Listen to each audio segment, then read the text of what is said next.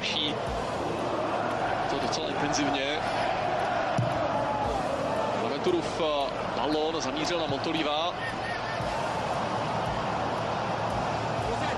Míč je stále ve hře. Bonaventura nemohl hrát kvůli offsideu, ale Honda to stihnul a centr se dostal ke Carlosi Bakovi. Z toho první gól už v 5. minutě. Takhle si to asi janovští nemalovali.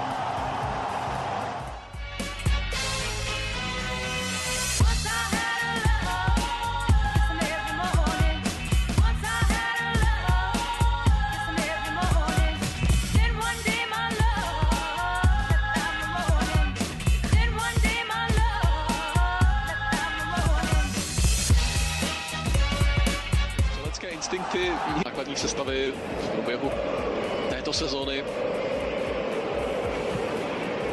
Hondův pokus a je to gól v 64. minutě.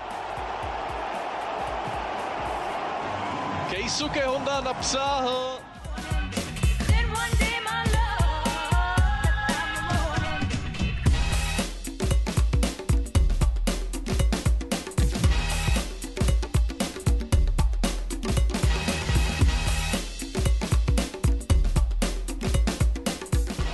To znovu nepomohlo dostat se do nebezpečné příležitosti, ale nakonec přeci jen Gianluigi Donnarumma nedokázal ten balón zastavit a je z toho gól.